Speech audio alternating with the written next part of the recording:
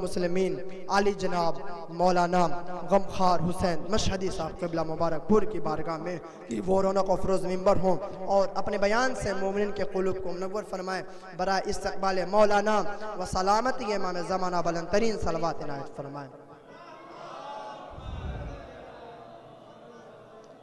مومنین سے گزارش ہے کہ تھوڑا تھوڑا سا صلوات پڑھتے ہوئے آگے کی طرف آ جائے، بلند ترین صلوات پڑھیں حضرت اللہ۔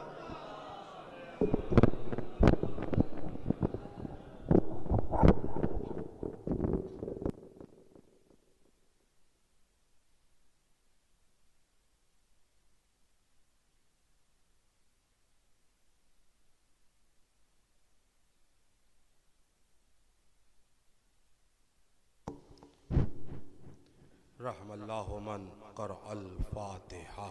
بسم اللہ۔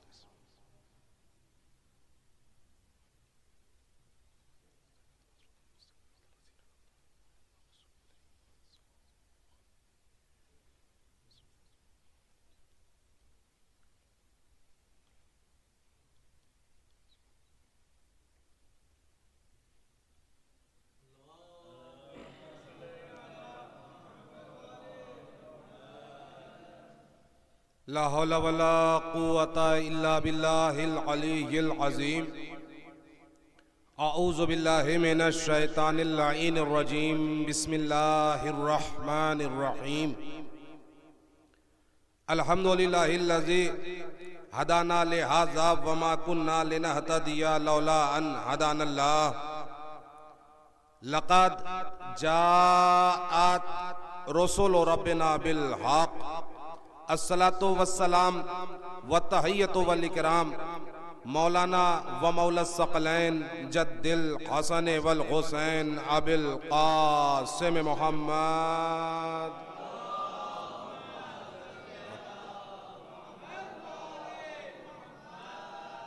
وآلہ الطیبین الطاہرین المعصومین المظلومین ولعنۃ اللہ علی اعدائہم اجمعین۔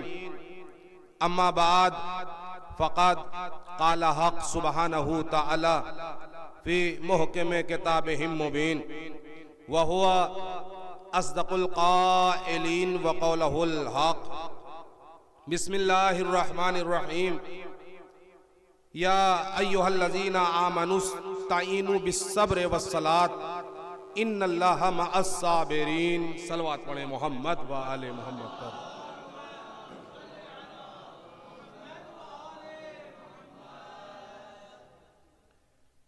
میرے محترم سامعین حضرات،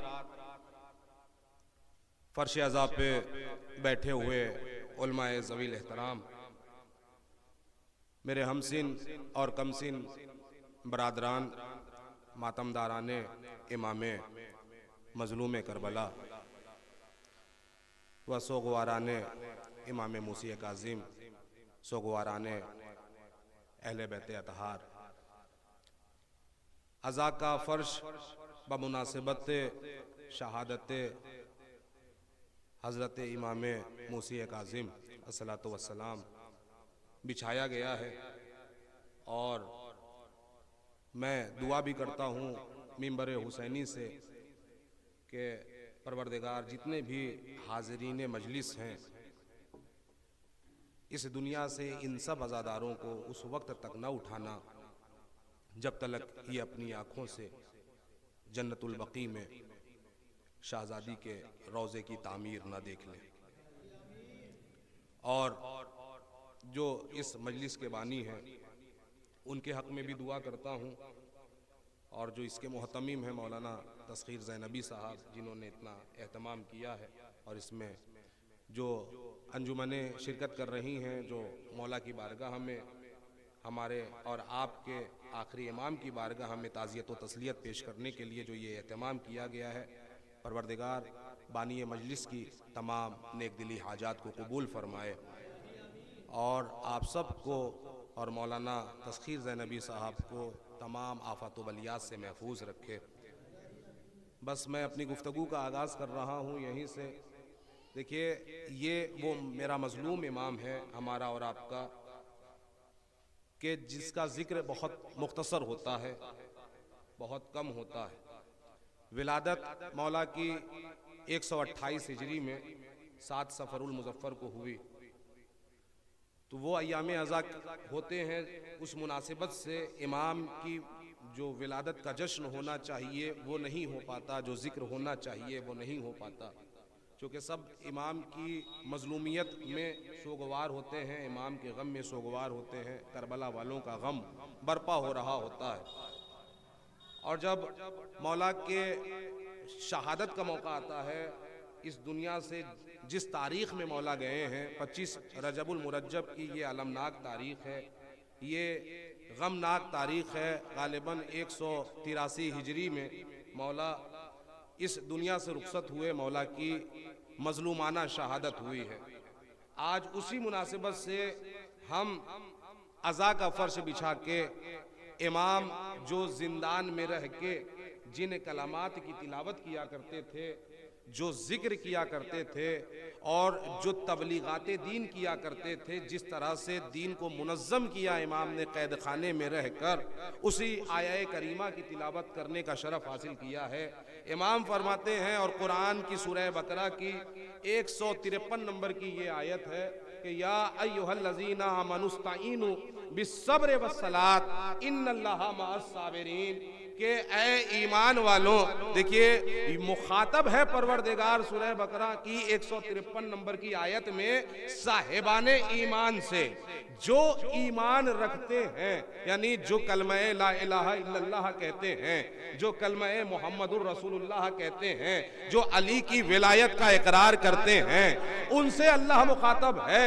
بے ایمانوں سے اللہ مخاطب نہیں ہے، بلکہ صاحب ایمان سے مخاطب ہے کہ وہ لوگ اللہ سے مدد مانگے تو کس سے مانگے، کس کے ذریعے سے مانگے، یعنی اے صاحبان ایمان، اگر تمہیں مدد چاہیے تو تم نماز کے ذریعے سے مدد مانگو، اگر تمہیں مدد چاہیے تو تم صبر کے ذریعے سے مدد مانگو، صبر کے ذریعے سے مدد مانگو۔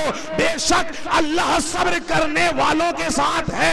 بچے کو یہ آیت یاد ہے کہ ان اللہ مع الصابرین، بے شک اللہ صبر کرنے والوں کے ساتھ ہے۔ تو ہم نے دیکھا جنہوں نے صبر کیا انہوں نے ظالموں کا جینا حرام کر دیا۔ ہم نے دیکھا کہ یہ کارنامہ بھی اہل بیت اطہار علیہ السلام کے گھرانے والوں نے کیا۔ اہل بیت اطہار نے کر کے دکھایا کہ صبر کیسے کیا جاتا ہے۔ مدینے میں صبر کیا، دربار ولید میں قیامت آئی، کربلا میں صبر کیا، لشکر یزید میں تلاطم آیا، دربار کوفہ میں صبر کیا، کوفے کا دربار لرزنے لگا، شام کے دربار میں صبر کیا تو شام کا دربار لرزنے لگا۔ شہزادی سکینہ نے قید خانہ شام میں صبر کیا تو یزیدیت کا تختہ الٹ گیا۔ سید سجاد نے قید خانے میں صبر کیا تو قید خانہ عزا خانہ ہو گیا، اور موسی کاظم نے بغداد کے قید خانے میں صبر کیا تو جگہ جگہ امام کے چاہنے والے نظر آنے لگے۔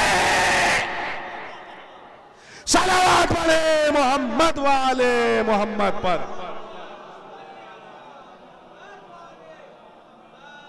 امام نے صبر کر کے بتایا کہ صبر کیا کیسے جاتا ہے، کہ تم صبر تو کرو۔ اور یہی وجہ ہے کہ جب زندان میں تھے مولا، جب تلک زندان میں تھے، 14 سالوں کی قید ہے مولا کو، 14 سالوں تک قید خانے کی زندگی گزاری ہے مولا نے، اور لوگوں نے، ظالم حکومتوں نے ہر ممکن کوشش کی ہے کہ کوئی بھی علی کا چاہنے والا، کوئی بھی ان کا چاہنے والا، اہل بیت سے وابستگی رکھنے والا ان تک نہ آنے پائے۔ اگر کوئی آنا بھی چاہتا تو نظر بند کر دیا جاتا، اسے اسیر کر لیا جاتا، اسے لوگوں کی نگاہوں سے چھپا دیا جاتا۔ اتنا ظلم کہ لوگ ڈرتے تھے کہ ہم کس طرح سے امام سے ملاقات کریں۔ دین کے مقابلے میں نیا دین بنایا جا رہا تھا، لیکن امام نے جس طرح سے صبر کا مظاہرہ کیا، امام نے جس طرح سے جہاد کیا ہے، کس طرح سے جہاد کیا امام نے اور کس طرح سے اپنی طاقت کا اعلان کیا، کس طرح سے الوہیت کا پرچار کیا، کس طرح سے وحدانیت کے پرچم کو نصب کیا ہے کہ آج پوری دنیا حیرت میں ہے۔ 14 صدیاں گزر چکی ہیں، 14 صدیوں بعد بھی ہم نے یہی دیکھا کہ جنہوں نے صبر کیا تھا آج ان کا ذکر باقی ہے۔ بھائی کل یزید جیسی سپر پاور طاقت تھی کہ جسے لوگ سپر طاقت سمجھتے تھے، جس کا اقتدار دنیا بھر میں تھا، کہ جس کی حکومت میں سورج غروب نہیں ہوتا تھا، کہ جو بڑی طاقت مانا جاتا تھا، لیکن جب صبر کیا گیا تو اس کی حکومت کا تختہ پلٹ گیا۔ اسی طرح سے امام موسی کاظم نے صبر کے ذریعے سے جب صبر کو تلوار بنا کے پیش کیا ہے اپنے کردار کو، تو ہم نے یہ دیکھا کہ جس کی حکومت میں لوگ لرزتے تھے، جس کی حکومت تھی، جس کا دربار تھا، جس کے لوگ قصیدے پڑھتے تھے، آج اس کا دربار خاک میں مل چکا ہے، اور وہاں جہاں قید خانہ تھا امام موسی کاظم کا روزہ چمک رہا ہے۔ جہاں کل ظالم کی حکومت تھی، جہاں کل ظالم کا اقتدار تھا، آج وہاں میرے مولا کی حکومت ہے۔ آج اگر وہاں کسی کو بھیک بھی ملتی ہے تو موسی کاظم کے نام پر ملتی ہے۔ لاکھ وہ محب اہل بیت نہ ہو، مخالف اہل بیت ہو، لیکن اگر آج وہاں کی کرنسی باقی ہے، وہاں کا اقتدار باقی ہے، وہاں کی پالیسیز چل رہی ہیں، وہاں لوگ پل رہے ہیں تو اہل بیت کے صدقے میں پل رہے ہیں۔ جو بھی زائرین جا رہے ہیں اس سے اکانومی برابر ہو رہی ہے، اس سے بلند ہو رہی ہے۔ عزیزان ایمان، یہ جہاں حکومت کر رہا تھا ظالم بادشاہ، جس کو اپنا بیس بنایا ہوا تھا، آج اس کا نام لینے والا کوئی نہیں۔ کیوں؟ اس لیے کہ امام نے صبر کی تلوار سے مارا ہے، اور جسے ائمہ طاہرین علیہ السلام صبر کی تلوار سے مار دیتے ہیں، یا جو بھی ائمہ طاہرین علیہ السلام کے مقابلے میں آتا ہے، اس پر دنیا میں بھی لعنت ہوتی ہے اور آخرت میں بھی لعنت ہوتی ہے۔ وہ دنیا میں بھی لعنتی اور آخرت میں بھی لعنتی۔ امام کا مقابلہ کرنے والے جو بھی آیا، کوئی بھی بڑی سے بڑی طاقت امام سے ٹکرانے آئی، اہل بیت کے گھرانے سے جو بھی ٹکرایا ہے وہ فنا ہو گیا ہے۔ اہل بیت کے مقابلے میں جو بھی آیا ہے وہ فنا ہو گیا ہے۔ جو کچھ بھی دین و شریعت میں ہے یہ ان کی قربانیوں کا نتیجہ ہے۔ آج ہم نماز پڑھ رہے ہیں، امام کی قربانی کا نتیجہ۔ آج ہم روزہ رکھ رہے ہیں، امام کی قربانی کا نتیجہ۔ آج عبادتیں ہو رہی ہیں، امام کی قربانی کا نتیجہ۔ آج ہم نیک اعمال انجام دے رہے ہیں، آج جو ہم حقوق العباد، حقوق الناس اور یہ جو حقوق اللہ کی ادائیگی کر رہے ہیں، یہ صرف اور صرف ائمہ طاہرین علیہ السلام کی عظیم ترین قربانیوں کا نتیجہ ہے کہ جو ہم کر پا رہے ہیں۔ نہیں تو وہ جو دین بنانا چاہ رہا تھا، جو تخت خلافت پر تھا، وہ وہی دین اور وہی سنت قائم کر رہا تھا جو یزید کی سنت تھی۔ وہی دین اور وہی شریعت قائم کر رہا تھا جو یزید کی سنت تھی۔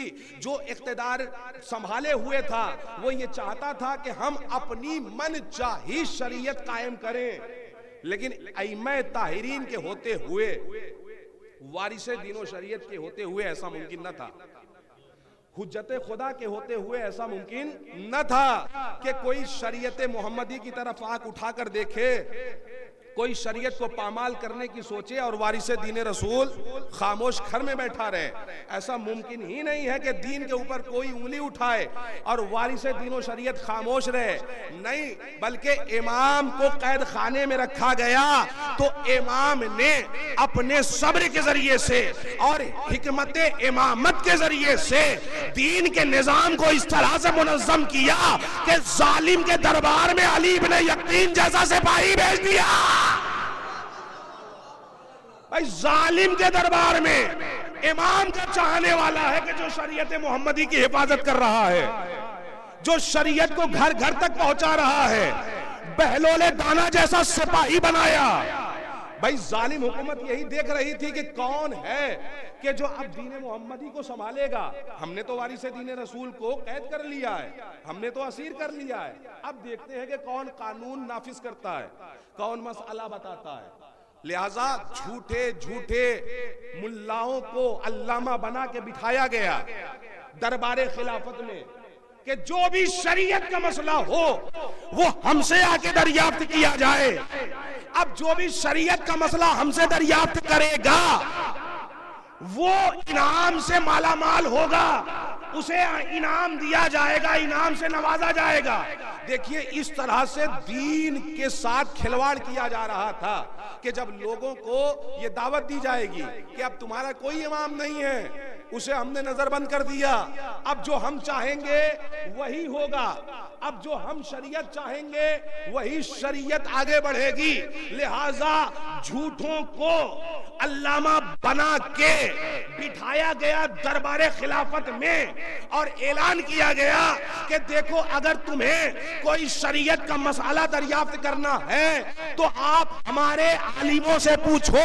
جو درباری ملا تھے, جو درباری عالم تھے, وہ تخت خلافت پر بیٹھے تھے. اچھا لوگ آتے تھے, اعلان کیا گیا. اچھا لوگ امام کے پاس بھی جاتے تھے, چھپ چھپ کے جاتے تھے, امام سے سوال کرتے تھے.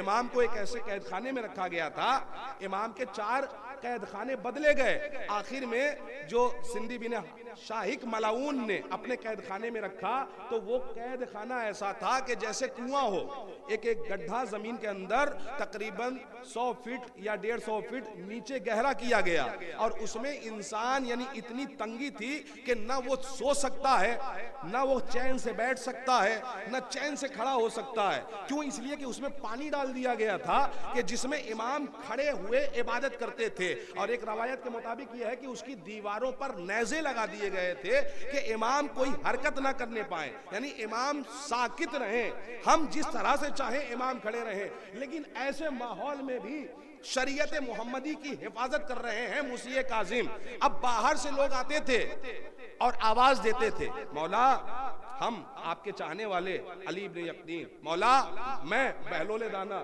مولا کے چاہنے والے آتے تھے اور پوچھتے تھے مولا اب کیا کیا جائے.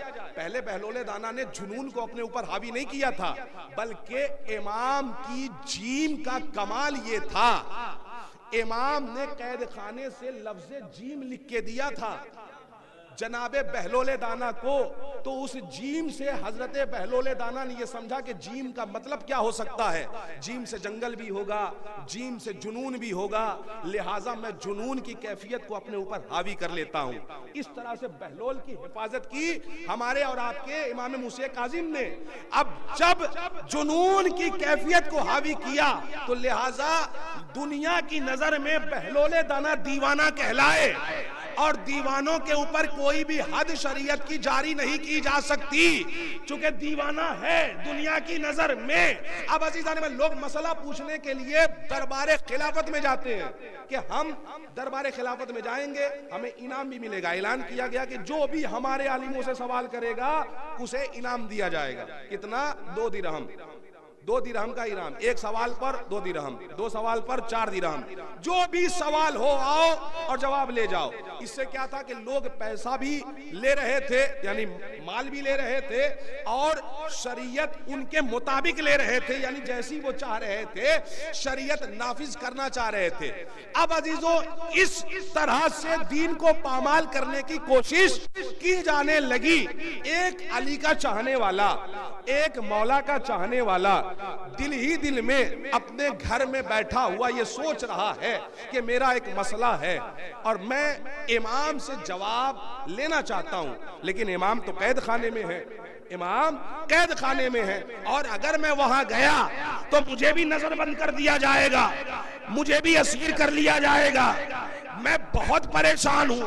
لہذا اس نے ایک ترکیب سوچی. کہا ترکیب یہ ہے کہ پہلے میں دربار خلافت جاؤں گا, دربار خلافت میں اپنا مسئلہ پیش کروں گا, جب مجھے میرے مسئلے کا دربار سے جواب مل جائے گا تو ساتھ میں مجھے 2 درہم بھی ملے گا, وہ درہم لوں گا اور پھر اس کے بعد میں مولا کی خدمت میں جاؤں گا, جرمانے کے طور پہ وہ 2 درہم میں واپس کر دوں گا, لہٰذا میں اس سے فائدہ اٹھا لوں گا.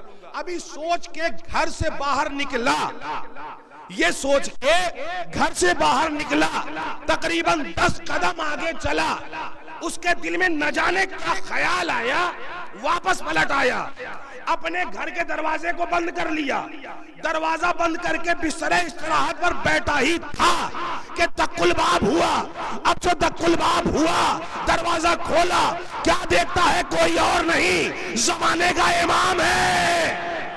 بھائی سلامت رہیں, زمانے کا امام. اس نے دستے ادب جوڑے, مولا آپ میرے دروازے پہ, کہا تو جس سوال کو لے کے پریشان ہے اس کا جواب لے کے آیا ہوں, میں اس کا جواب لے کے آیا ہوں. ایک مرتبہ وہ کہتا ہے, مولا آپ میرے دل کی باتوں کو جان گئے کہ میرا سوال کیا ہے. امام نے کہا ہاں ہم جان گئے. اب عزیزان ایمان, امام نے اس کے جواب دیے, اس کے سوالوں کے جوابات دیے, اور امام نے بتایا کہ ہم یہ بھی جانتے ہیں کہ تو گھر سے نکلا اور 10 قدم چل کے واپس آیا, اپنے بستر پہ بیٹھا. اب عزیزو امام سے وہ کہتا ہے, مولا ایسا کیوں ہوا؟ تو ایک مرتبہ وہ کہتا ہے کہ ایسا تیری ماں کے ساتھ بھی ہوا تھا. تیری ماں چونکہ مومنہ تھی, اس کے دل میں ولایت امیر المومنین تھی. تیری ماں نے خیانت کرنا چاہی تھی, وہ 10 قدم آگے چلی تھی, وہ 10 قدم آگے چلی تھی کہ ولایت علی نے اسے ایسا کرنے سے روک لیا تھا, روک لیا تھا.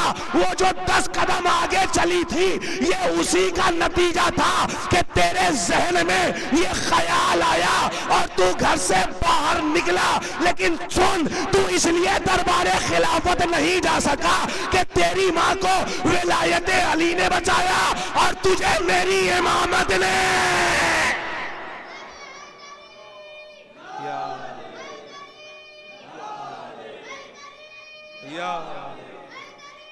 یا علی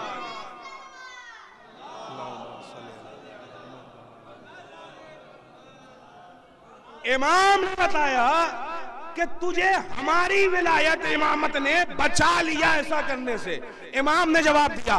اب اس کے ذہن نے کام کرنا شروع کیا. وہ جو مولا کا چاہنے والا تھا, اس نے دیکھا کہ میرے دروازے پہ مولا ہے, کائنات کا امام ہے, اسے تو بغداد کے قید خانے میں اسیر کیا گیا ہے, قید کیا گیا ہے. مولا کو تو وہاں سے نکلنا ناممکن والی بات ہے. وہ بشری ذہن سے سوچ رہا تھا, اس نے امام کے سامنے ابھی وہ ذہن میں سوچ ہی رہا تھا کہ امام نے کہا, سن تو مجھے دیکھ رہا ہے اور حیرت کر رہا ہے کہ میں تیرے دروازے پہ آیا کیسے؟ میں تو قید خانے میں ہوں, میں تو اسیر ہوں, قید ہوں. تو سنو اور دنیا والوں کو یہ پیغام پہنچا دو کہ ظالم امام کو تو قید کر سکتا ہے, امامت کو قید نہیں کر سکتا.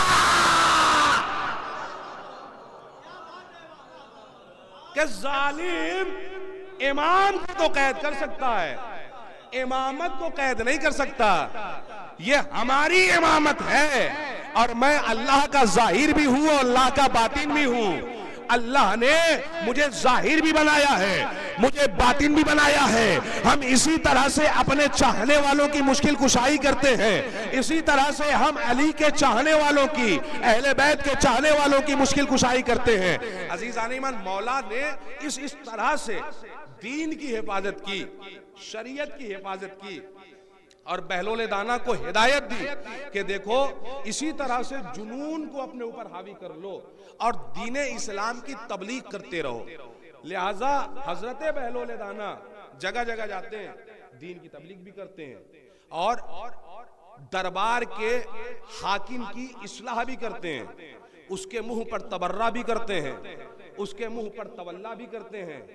دین رسول کی تبلیغ کر رہے ہیں. دنیا یہ سوچ رہی ہے کہ یہ دیوانہ ہے, دنیا یہ سوچ رہی ہے کہ یہ دیوانہ ہے, لیکن یہ اہل بیت اطہار علیہ السلام کا دانا تھا. اب بادشاہ نے سوچا کہ یہ چونکہ بہلول دیوانہ ہے اور اس کی لوگ باتیں سمجھتے ہیں اور یہ بہت اچھے اچھے جوابات دیتا ہے, لوگوں کو اچھے اچھے حل بتاتا ہے مشکل کے, اگر یہ ہماری طرف مائل ہو جائے, اگر یہ ہماری طرف چلا آئے تو ہمارا ووٹ بینک بڑھ جائے گا, لوگ ہم سے زیادہ جڑ جائیں گے. تو لوگوں نے پوچھا کہ پھر کیسے ایسا کیا جائے کہ آپ کی خدمت میں جتنے بھی رضا کے چاہنے والے ہیں, جتنے بھی موسیٰ کاظم کے چاہنے والے ہیں, جتنے بھی اہل بیت کے چاہنے والے ہیں, ان کو جوڑا جائے. تو لوگوں نے کہا دیکھو اس وقت موجودہ حالت میں تقریباً 40,000 افراد ہیں, کہ جو اہل بیت کے چاہنے والے ہیں اور جو رقوم شرعیہ کو مسیح کاظم کی خدمت میں پہنچاتے ہیں، اہل بیت کو دیتے ہیں کہ جس سے شریعت کا نظام چل رہا ہے، ہم یہ چاہتے ہیں کہ یہ 40,000 افراد ہماری طرف مائل ہو جائیں، جس میں حضرت بہلول دانا کا بھی نام ہے۔ تو لوگوں نے کہا کہ پھر کیا کیا جائے؟ کہا بڑا دسترخوان سجایا جائے اور دسترخوان پر بٹھا کے اسے تیرا نیوالا دیا جائے، جب تیرا نیوالا ان کے شکم میں جائے گا تو ان کی عقلیں تبدیل ہوں گی، وہ تیری طرف مائل ہو جائیں گے، وہ مائل ہو جائیں گے۔ اور عزیزان ایمان یہ سچ ہے، میڈیکل سائنس بھی اس بات کو کہتی ہے کہ جو انسان جیسا لقمہ کھاتا ہے اس کے اندر صلاحیت ویسی پیدا ہوتی ہے، جو انسان جیسا لقمہ کھاتا ہے اس کے اندر صلاحیت ویسی آتی ہے۔ لوگوں نے چاہا کہ بہلول کو ہم اپنی طرف متوجہ کریں، ہم اپنے دربار میں لے آئیں اور اسے اپنے پاس بٹھائیں۔ تو ایک مرتبہ سندیسہ بھیجا گیا، پیغام بھیجا گیا بہلول کے پاس میں کہ جاؤ اور جا کے کہہ دو کہ حاکم وقت نے طلب کیا ہے۔ اب کیا تھا؟ دروازے پر پہنچا درباری پہنچا، جا کے دیکھتا ہے کہ بہلول مصلی عبادت پر قرآن کی تلاوت کر رہے ہیں، بیٹھے ہوئے قرآن پڑھ رہے ہیں۔ اپنا پیغام دیا دربار کا، حاکم کا، کہ دیکھو تمہیں بادشاہ وقت نے طلب کیا ہے اور تمہارے لیے دسترخوان کا اہتمام کیا گیا ہے، آپ جتنی جلدی ہو سکے وہاں پہنچیں۔ بہلول دانا قرآن کی تلاوت میں مصروف ہے، حضرت بہلول قرآن کی تلاوت کر رہے ہیں، عبادت خداوندی انجام دے رہے ہیں، باتوں پر کوئی توجہ نہیں ہوئی۔ درباری کھڑا رہا، سپاہی حکومت کا کھڑا رہا۔ جب تلاوت تمام ہوئی دوبارہ کہا آپ کو بادشاہ وقت نے طلب کیا ہے، آپ کے لیے دسترخوان سجایا گیا ہے۔ تو ایک مرتبہ بہلول نے انکار کیا، جا کہہ دے علی والا تیرے دربار میں بیٹھ کے لقمہ نہیں کھائے گا، جا کہہ دے علی والا تیرا نیوالا نہیں کھائے گا۔ پھر کیا تھا عزیزان ایمان؟ یہ گیا درباری اور جانے کے بعد اسی انداز میں کہتا ہے تو اس کے مشیر نے، بادشاہ کے مشیر نے، وزیر نے مشورہ دیا، مشورہ یہ دیا کہ تو صحیح وہ اگر تیرے دسترخوان پر نہیں آتا تو یہاں سے کھانا وہاں جا سکتا ہے، اس کے لیے کھانا بھیج دیا جائے، کھانا بھیج دیا جائے۔ لہذا پارسل کیا گیا، کھانے کو رکھا گیا اور بھیجا گیا قاصد کے ذریعے سے، درباری کے ذریعے سے۔ حاکم نے بھجوایا کہ جاؤ اپنے سپاہی کے ذریعے سے کہ بہلول کو یہ دینا اور اسے کھلا کے آنا۔ اب آیا سپاہی، کھانا لے کے کھڑا ہوا ہے کہ تم نہ گئے، لیکن بادشاہ تم سے کتنی محبت کرتا ہے کہ اس نے کھانا تمہارے لیے بھیجا ہے، یہ لوگ کھانا کھا لو، یہ بادشاہ کی طرف سے آیا ہے۔ ایک مرتبہ بہلول دانا اٹھے، اب جو اٹھے کھانے کو اپنے ہاتھ میں لیا، اب آگے بڑھے تو کیا دیکھا کہ سرے رہا ایک کتا بیٹھا ہوا ہے، ایک کتا بیٹھا ہوا ہے، اس کھانے کو اس کے آگے ڈالا۔ ایک مرتبہ سپاہی نے حیرت سے کہا ارے بہلول کیا کر رہا ہے؟ بادشاہ کا بھیجا ہوا کھانا اس کتے کو دے رہا ہے۔ ایک مرتبہ بہلول نے کہا خاموش ہو جا، اگر اس نے سن لیا تو یہ بھی نہیں کھائے گا۔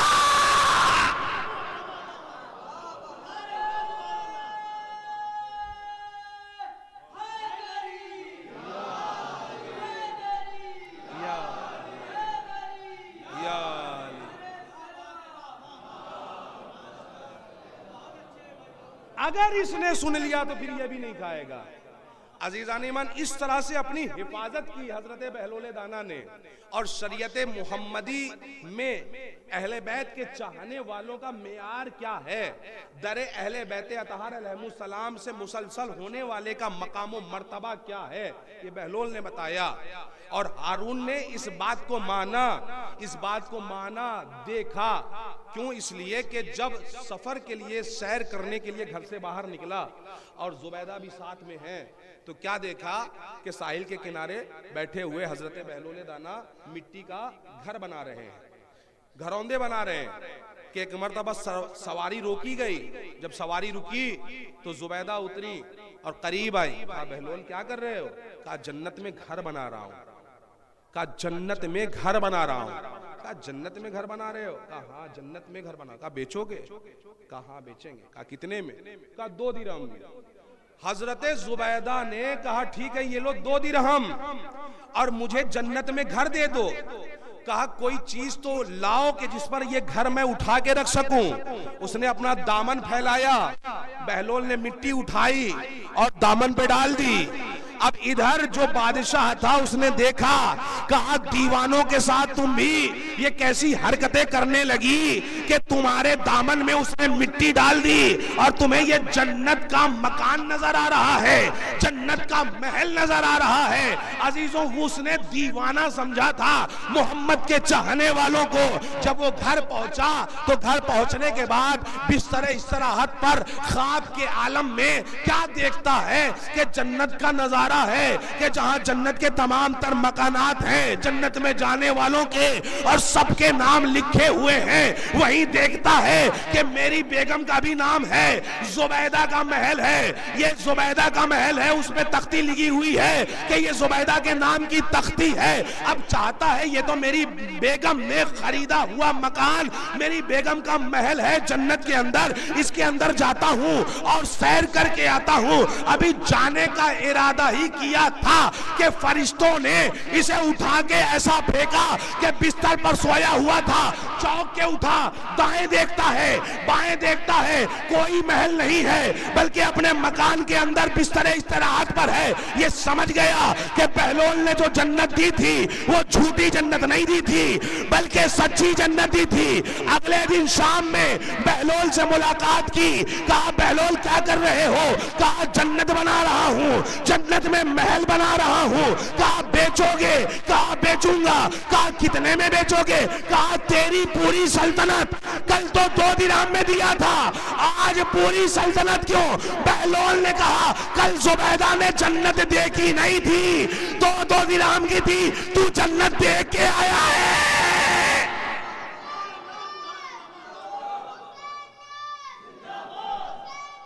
زندہ آباد, مردہ آباد, مردہ آباد, مردہ آباد. یا علی یا علی اللہم صلی علی محمد و آل محمد. کہا تو جنت دیکھ کے آیا ہے لہذا تیری پوری سلطنت. عزیزو بہلول نے بتایا کہ دیوانہ جسے تم سمجھ رہے ہو, جو اہل بیت اطہار علیہ السلام کا چاہنے والا ہے, جو مکتب اہل بیت کا شاگرد ہے, اس کو اہل بیت سے عقیدت کے اظہار پر اہل بیت کی ولایت کے صدقے میں اللہ نے یہ علم دیا ہے کہ وہ تمہارے خواب میں تم نے کیا دیکھا وہ بھی جانتا ہے. تم نے جو دیکھا وہ بھی جانتا ہے, اور قیامت تک کا علم مولا نے بہلول کو عطا کیا کہ قیامت تک کیا ہونے والا ہے, کیسا زمانہ آنے والا ہے, کون کہاں پیدا ہوگا, کب کسے کہاں موت آئے گی. تمام تر علم, تمام تر علوم اہل بیت اطہار علیہ السلام نے اپنے چاہنے والوں کو عطا کیے. عزیزان ایمان, یہ اس غریب امام کا عزا کا فرش بچھایا گیا ہے کہ جسے زندان میں رکھا گیا تو دنیا نے یہ سمجھا کہ اسے ہم نے زندان میں رکھا ہے, اسے ہم نے کنویں میں رکھا ہے, تو اس کا علم امامت لوگوں تک نہیں پہنچے گا. لیکن عزیزوں یہ ایک ایسا امام ہے کہ جس نے بتایا اعجاز امامت ہے کیا. جس طرح سے سید سجاد زندان شام سے بیڑیوں سے الگ ہو کے اعجاز امامت سے مولا امام حسین کے جسد اطہر تک پہنچے, جسم اطہر تک پہنچے اور اپنے ہاتھوں سے دفن کیا, اسی طرح سے قید خانے میں ہے مولا امام موسی کاظم. اور مسیب سے کہتے ہیں کہ مسیب دیکھو, میں راز امامت, رموز امامت, اسرار امامت اپنے بیٹے رضا کے سپرد کر کے آتا ہوں اور اپنی بیٹیوں سے ملاقات کر کے آتا ہوں. میری بیٹیاں میری جدائی میں رو رہی ہیں, میری بیٹیاں میرے غم میں تڑپ رہی ہیں. عزیزان ایمان, باپ کا غم بیٹیوں کو سب سے زیادہ ہوتا ہے. باپ جب بچھڑتا ہے تو بیٹیاں بلک بلک کے روتی ہیں, اسی لیے بیٹیوں کو جنازے کی زینت کہا گیا ہے. ताबूत का एहतमाम किया गया है। गरीब मेरा मौला है कि जो 14 साल की कैद बर्दाश्त कर रहा है, और जब आखिरी लम्हा आया इमाम को जहर दिया गया खजूर के जरिए से। 9 खजूरें कि जो जहर आलूद इमाम की बारगाह में भेजी गई थी, इमाम ने उन खजूरों को तनावुल किया। और तारीख कहती है कि इमाम ने जो खजूरें खाई थी ना अजीजान ईमान, ये सिर्फ एक मर्तबा खजूरें नहीं खाई, बल्कि मुतअद्दिद बार इमाम को जहर दिया गया। इमाम ने 12 जहर खाया है और जहर खा के अजीजान ईमान तड़पते रहे हैं। इस तरह से तड़पते थे कि जैसे मछली को पानी से बाहर निकाल दिया जाए, और मछली पानी की कमी की वजह से, पानी से बाहर आ जाने की वजह से जैसे तड़पती है, वैसे ही हमारा और आपका ये 7वां इमाम तड़पता था। अल्लाह अकबर। अजीजान ईमान, मुसैयब से कहते हैं कि जो जिंदान की रखवाली करता है मुसैयब, लेकिन उसके दिल में अहले बैत की मोहब्बत है, उसके दिल में मोहब्बत अहले बैत है। वो देखता है कि इमाम किस तरह से इबादत करते हैं, इमाम किस तरह से विलायत का प्रचार कर रहे हैं। एक मर्तबा इमाम कहते हैं मुसैयब से, मुसैयब सुनो, हम चाहते ये हैं कि हम अपने घर जाएं और जाने के बाद जो असरार इमामत है वो रजा के सुपुर्द करके चले आए, बस तुम यही रहना। हम गए और आए। तारीख कहती है कि इमाम के हाथों से हथकड़ियां टूट के गिर गई, पांव से बेड़ियां अलग हो गई, इमाम नजरों से ओझल हो गए। अरे मदीने में पहुंचे। अब अजीजान ईमान, जैसे ही मदीने में पहुंचे हैं, दक्कुल बाप किया है। अरे बेटियां हैं कि जो बाप की जुदाई में रो रही थी। तारीख कहती है कि मेरे मौला इमाम मूसी काजिम की गालिबन 17-18 बेटियां थी। अरे 17-18 बेटियां घर में बाप की जुदाई में तड़प रही थी। और मासूमा कुम का आलम ये था कि बीबी मासूमा कुम तड़प तड़प के इस तरह से गिरिया करती थी कि गश में चली जाती थी, और गश से अफाका होता था, फिर बाबा को याद करती थी। दक्कुल बाप किया मेरे मौला मूसी काजिम ने, दक्कुल बाप किया। जैसे ही हजरत हमीदा ने देखा कि अरे मेरा वालियो वारिस आया है, मेरा सरताज आया है, अल्लाह अकबर। एक मर्तबा मासूमा कुम से कहा, ऐ मासूमा, अरे तेरा बाबा आया है। एक मर्तबा मासूमा कुम अपने बाबा से इसी तरह से लिपट के बयान कर रही थी कि जैसे सकीना वक्त आखिर अपने बाबा हुसैन। जज़ाकुमुल्लाह, जज़ाकुमुल्लाह। खुदा आपको कोई गम न दे सिवाय गम सैयदुल शुहदा के। हाँ अजीज़ान ईमान, बाप अपनी बेटी से लिपट के बयान कर रहा था। अरे ये मासूमा अपने बाप से लिपट के बयान कर रही थी। बाप ने वसीयतें की, इमाम रजा की खिदमत में असरार इमामत सुपुर्द किया। इमाम रजा की खिदमत में इमाम मूसी काजिम ने असरार इमामत सुपुर्द किया।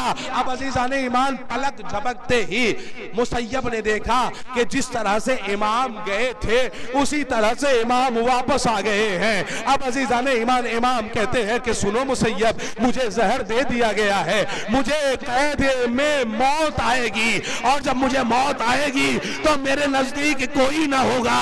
अल्लाह अकबर। अजीज़ान ईमान, एक मर्तबा मौला कहते हैं मुसैयब सुनो, 3 दिन के बाद मुझे मौत आ जाएगी, मैं इस दुनिया से रुखसत हो जाऊंगा। अरे मेरे चाहने वालों को मेरी खबर कर देना कि तुम्हारा इमाम शहीद हो गया। अरे तबाही मौत नहीं मरा है, बल्कि उसे शहीद किया गया है। अजीज़ान ईमान, तारीकी है, जिंदान के अंदर अंधेरा है, जिंदान के अंदर जहर जब दे दिया गया तो मेरा इमाम कैद खाने में तड़प रहा था, और तड़प के एक जिंदान की 4 साला यतीमा मजलूमा को याद करता था और कहता था मेरा सलाम हो उस मजलूमा बीबी पर कि जिसे बाप की जुदाई में कैद खाने शाम में मौत आई। जज़ाकुमुल्लाह, जज़ाकुमुल्लाह। खुदा आपको कोई गम न दे सिवाय गम सैयदुल शुहदा के। हाँ अजीज़ान ईमान, कभी सकीना को याद करते हैं, कभी सज्जाद को याद करते हैं। अजीज़ान ईमान, तारीख बताती है कि जब जहर दिया गया मेरे मौला को, तो मेरे मौला का कलेजा टुकड़े टुकड़े होने लगा। अरे जहर की कैफियत से मेरा मौला तड़पने लगा। जिंदान की दीवारों में अरे जो नेज़ा पैवस्त था, अरे वो मेरे मौला के बदन से ٹکراتی تھی میرے مولا کو ضرب لگتی تھی، امام کے بدن سے خون نکلتا تھا، امام زہر کی شدت سے تڑپتے تھے۔ اللہ اکبر عزیزان ایمان، میرا مولا تڑپتا رہا زہر کی کیفیت کی وجہ سے، زہر کی شدت کی وجہ سے۔ اب عزیزو جب میرا مولا دنیا سے رخصت ہوا، جب شہادت ہوئی تو ایک مرتبہ کوئی نہ تھا کہ جو ہاتھوں کی ہتھکڑیوں کو جدا کرے، ارے جو پاؤں کی بیڑیوں کو جدا کرے۔ اللہ اکبر، 14 سالوں سے ہاتھوں میں میرے مولا کے زنجیریں تھی، 14 سالوں سے میرے مولا کے پاؤں میں بیڑیاں تھی۔ ارے ہمارا اور آپ کا آخری امام 7ویں امام کو اس طرح سے سلام کرتا ہے کہ میرا سلام ہو اس مظلوم پر کہ جس کے ہاتھوں کا گوشت زنجیریں کھا گئی۔ جزاکم اللہ، جزاکم اللہ۔ اللہ اکبر عزیزان ایمان، ایک مرتبہ زندان میں جنازہ پڑا رہا، صرف پڑا نہیں رہا بس عزیزان ایمان، ابھی آپ تابوت کی زیارت کریں گے، جنازہ صرف پڑا نہیں رہا بلکہ زندان سے باہر نکالا گیا۔ ارے مزدوروں کی مدد سے پلے بغداد پر 7ویں امام کا جنازہ رکھا گیا، جنازہ رکھا رہا، آواز دی جاتی رہی، ارے یہ رافضیوں کا امام ہے۔ 7ویں امام کا جنازہ مزدوروں نے اٹھایا، بغداد کے پل پہ رکھا، بغداد کے پل پہ جنازہ پڑا رہا۔ اللہ اکبر عزیزان ایمان، ابھی آپ تابوت کی زیارت کریں گے، بس ابھی تابوت برآمد ہوگا، بس 1 منٹ کی بات ہے، مجلس رحمت کو تمام کر رہا ہوں۔ عزیزان ایمان، تابوت بغداد کے پل پر ہے، چاہنے والوں کا ہجوم ہے، انہی چاہنے والوں میں مولا کا ایک چاہنے والا ہے کہ جس کا نام سلمان ہے، جس کا نام سلمان ہے، اس نے دیکھا پردہ ہٹایا، اب جو پردہ ہٹایا تو کیا دیکھا، ارے میرے مولا کا بدن نازنین زہر کی شدت کی وجہ سے سبز ہو چکا ہے۔ سر و سیدھا پیٹا، آواز دی اپنے مولا کے جنازے کو ہم اٹھائیں گے۔ اللہ اکبر عزیزان ایمان، ایک مرتبہ 7ویں امام کا جنازہ چاہنے والوں نے اپنے ذمے لیا، اپنے کاندھوں پہ اٹھایا۔ میں کہوں گا مولا آپ خوش قسمت ہیں، ارے 14 سال کی قید کے بعد بھی کم سے کم چاہنے والوں نے اپنے کاندھوں پہ آپ کا جنازہ تو اٹھایا، لیکن آئے رے فرزند زہرا کربلا کے میدان میں ایک مظلوم جنازہ ایسا تھا کہ جوان بیٹا دیکھ رہا تھا، نہ جنازہ اٹھا سکتا تھا، نہ جنازہ پڑھا سکتا تھا۔ آئے رے یہ جنازہ موسی کاظم کا جنازہ ہے کہ جس کے بدن میں بیڑیاں تھی، جس کے ہاتھوں میں بیڑیاں پڑی ہوئی تھی۔ انا للہ و انا الیہ راجعون، رضم بقضائہ و تسلیما لامرہ، ماتم حسین۔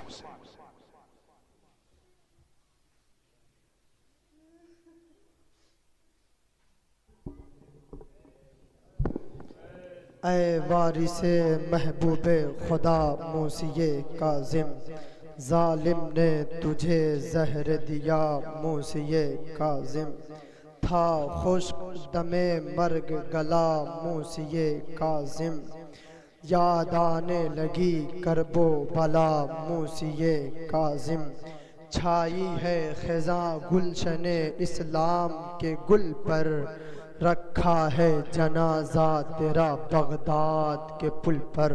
لیجئے میری گزارش ہے انجمن قمر الایمان کی خدمت میں مائک پہ تشریف لائے اور بی بی زہرا کی خدمت میں ان کے لال حضرت موسی کاظم، اور اس کے بعد انجمن اسلامیہ انجمن قمر الایمان کے ایک نوحے کے بعد پرسے کے لیے آمادہ رہے گی۔ یا حسین۔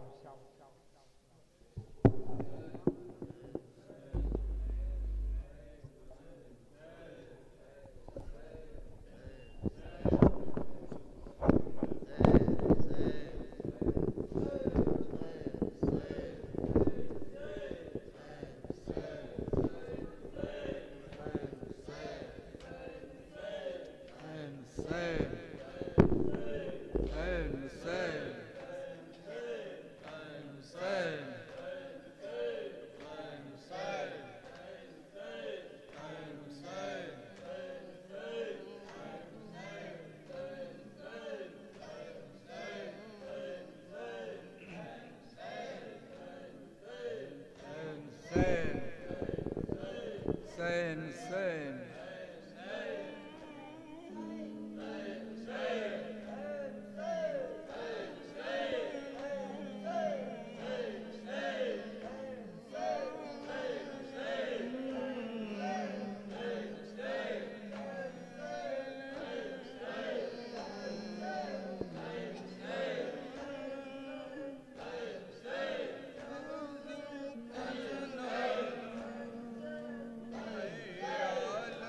غربت میں بھلا کون اٹھاتا کاظم کا جنازہ عالم غربت میں بھلا کون اٹھاتا کاظم کا جنازہ عالم غربت میں بھلا کون اٹھاتا کاظم کا جنازہ عالم غربت میں بھلا کون اٹھاتا کاظم کا جنازہ بے گو المسلمین علی جناب مولانا غمخوار حسین مشہدی صاحب قبلہ مبارک پور کی بارگاہ میں کہ وہ رونق افروز ممبر ہوں اور اپنے بیان سے مومنین کے قلوب کو منور فرمائیں برائے استقبال مولانا و سلامتی امام زمانہ بلند ترین صلوات عنایت فرمائیں۔ مومنین سے گزارش ہے کہ تھوڑا سا صلوات پڑھتے ہوئے آگے کی طرف آ جائیں، بلند ترین صلوات پڑھیں۔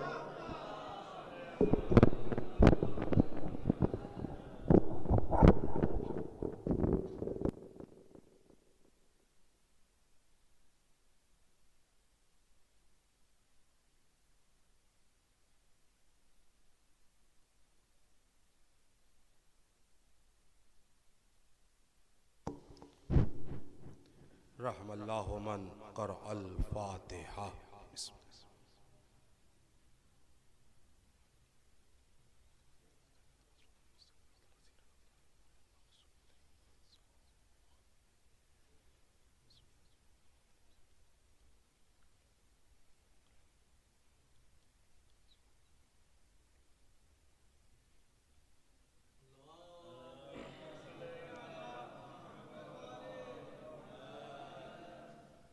لا حول ولا قوة الا باللہ العلی العظیم۔ اعوذ باللہ من الشیطان اللعین الرجیم۔ بسم اللہ الرحمن الرحیم۔ الحمدللہ الذی ہدانا لہذا وما کننا لنہتدی لولا ان ہدانا اللہ۔ لقد جاءت رسول ربنا بالحق۔ الصلاة والسلام والتحیۃ والاکرام مولانا و مولا الثقلین جد الحسن والحسین ابی القاسم محمد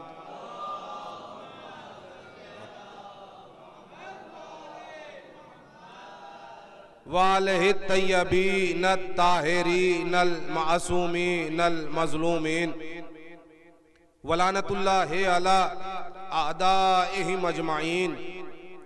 اما بعد فقد قال حق سبحانہ تعالی فی محکم کتابہ مبین وہو اصدق القائلین وقولہ الحق۔ بسم اللہ الرحمن الرحیم۔ یا ایہا الذین آمنوا استعینوا بالصبر والصلاة ان اللہ مع الصابرین۔ صلوات پڑھیں محمد و آل محمد پر۔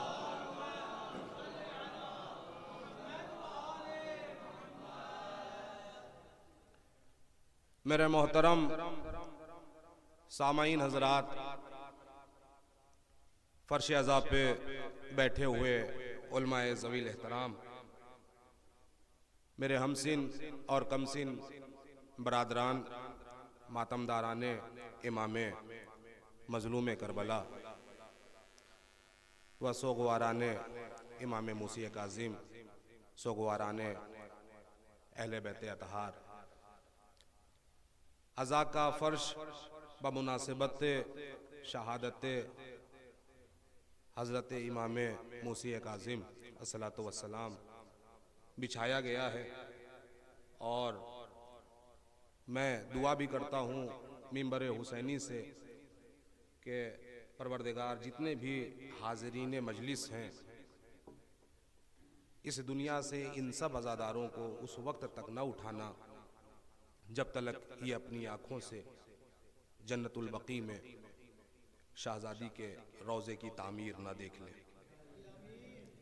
اور جو اس مجلس کے بانی ہیں ان کے حق میں بھی دعا کرتا ہوں، اور جو اس کے محتمم ہیں مولانا تسخیر زینبی صاحب جنہوں نے اتنا اہتمام کیا ہے، اور اس میں جو انجمنیں شرکت کر رہی ہیں، جو مولا کی بارگاہ میں ہمارے اور آپ کے آخری امام کی بارگاہ میں تعزیت و تسلیت پیش کرنے کے لیے جو یہ اہتمام کیا گیا ہے، پروردگار بانی مجلس کی تمام نیک دلی حاجات کو قبول فرمائے، اور آپ سب کو اور مولانا تسخیر زینبی صاحب کو تمام آفات و بلیات سے محفوظ رکھے۔ بس میں اپنی گفتگو کا آغاز کر رہا ہوں یہیں سے۔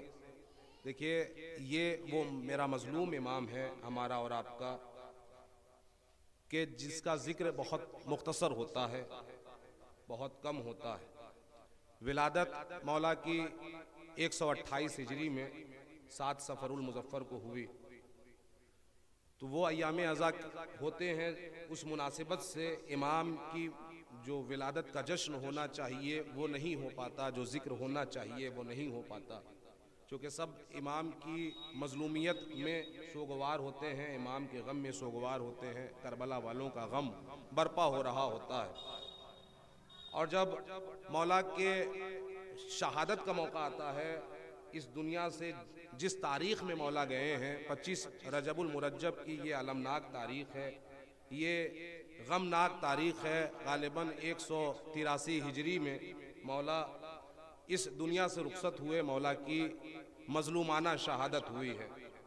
آج اسی مناسبت سے ہم عزا کا فرش بچھا کے امام جو زندان میں رہ کے جن کلمات کی تلاوت کیا کرتے تھے، جو ذکر کیا کرتے تھے، اور جو تبلیغات دین کیا کرتے تھے، جس طرح سے دین کو منظم کیا امام نے قید خانے میں رہ کر، اسی آیہ کریمہ کی تلاوت کرنے کا شرف حاصل کیا ہے۔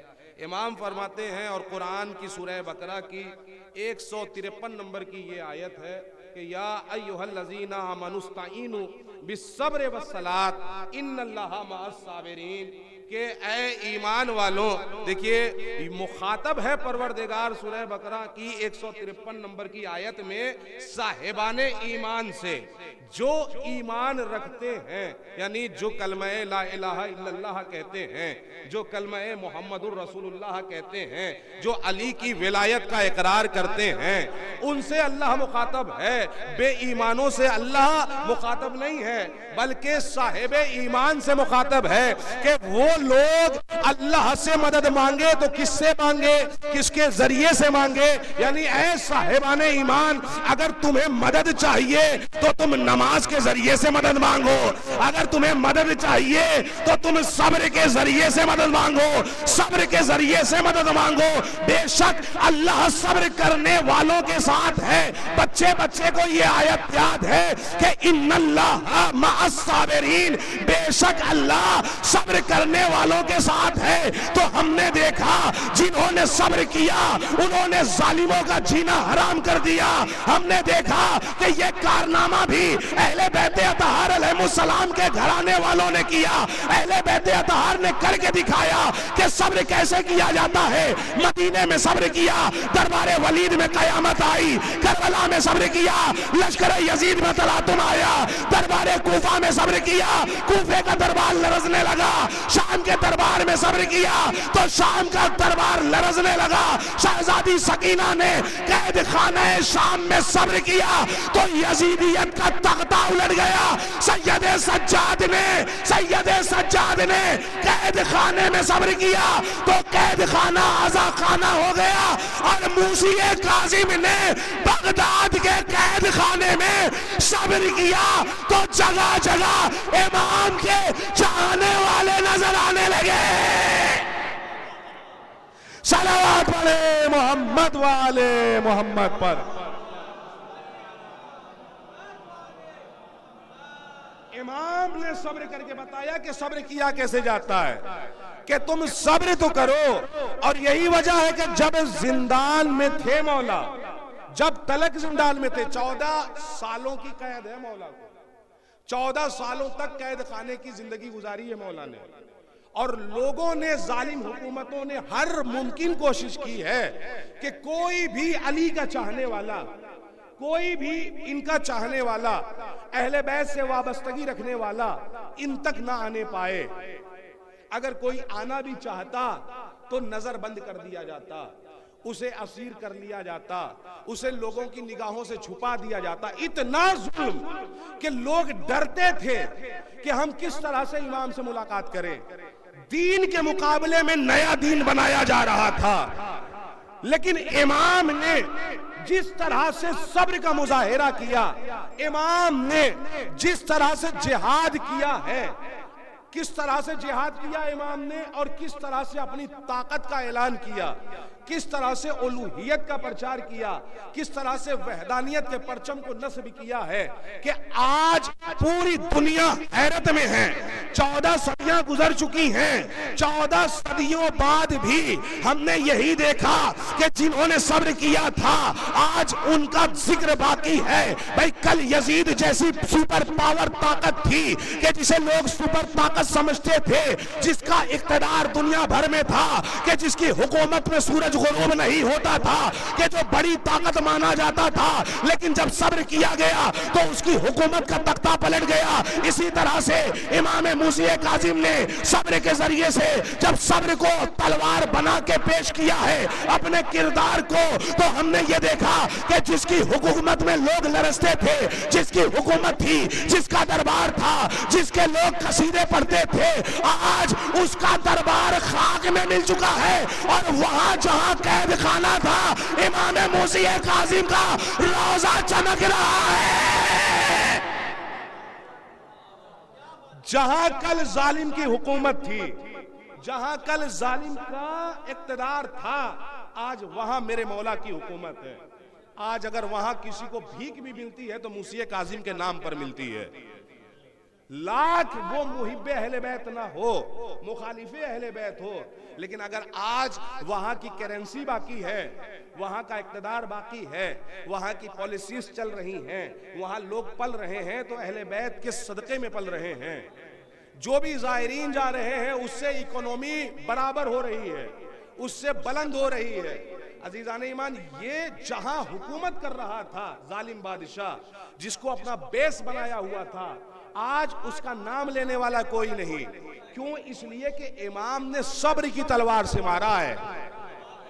اور جسے ائمہ طاہرین علیہ السلام صبر کی تلوار سے مار دیتے ہیں، یا جو بھی ائمہ طاہرین علیہ السلام کے مقابلے میں آتا ہے، اس پر دنیا میں بھی لعنت ہوتی ہے اور آخرت میں بھی لعنت ہوتی ہے. وہ دنیا میں بھی لعنتی اور آخرت میں بھی لعنتی. امام کا مقابلہ کرنے والے جو بھی آیا، کوئی بھی بڑی سے بڑی طاقت امام سے ٹکرانے آئی، اہل بیت کے گھرانے سے جو بھی ٹکرایا ہے وہ فنا ہو گیا. اہل بیت کے مقابلے میں جو بھی آیا ہے وہ فنا ہو گیا ہے. جو کچھ بھی دین و شریعت میں ہے یہ ان کی قربانیوں کا نتیجہ ہے. آج ہم نماز پڑھ رہے ہیں، امام کی قربانی کا نتیجہ.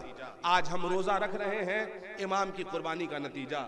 آج عبادتیں ہو رہی ہیں، امام کی قربانی کا نتیجہ. آج ہم نیک اعمال انجام دے رہے ہیں، آج جو ہم حقوق العباد، حقوق الناس اور یہ جو حقوق اللہ کی ادائیگی کر رہے ہیں، یہ صرف اور صرف ائمہ طاہرین علیہ السلام کی عظیم ترین قربانیوں کا نتیجہ ہے کہ جو ہم کر پا رہے ہیں. نہیں تو وہ جو دین بنانا چاہ رہا تھا، جو تخت خلافت پر تھا، وہ وہی دین اور وہی سنت قائم کر رہا تھا جو یزید کی سنت تھی.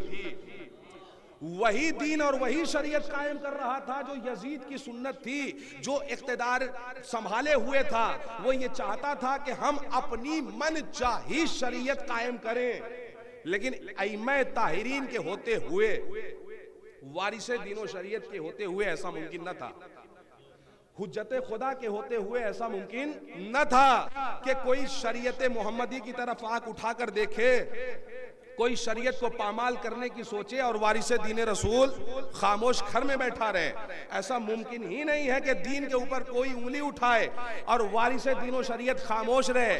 نہیں، بلکہ امام کو قید خانے میں رکھا گیا تو امام نے اپنے صبر کے ذریعے سے اور حکمت امامت کے ذریعے سے دین کے نظام کو اس طرح سے منظم کیا کہ ظالم کے دربار میں علی بن یقین جیسا سپاہی بھیج دیا. بھائی ظالم کے دربار میں امام کا چاہنے والا ہے کہ جو شریعت محمدی کی حفاظت کر رہا ہے، جو شریعت کو گھر گھر تک پہنچا رہا ہے، بہلول دانا جیسا سپاہی بنایا. بھائی ظالم حکومت یہی دیکھ رہی تھی کہ کون ہے کہ جو اب دین محمدی کو سنبھالے گا. ہم نے تو وارث دین رسول کو قید کر لیا ہے، ہم نے تو اسیر کر لیا ہے، اب دیکھتے ہیں کہ کون قانون نافذ کرتا ہے، کون مسئلہ بتاتا ہے.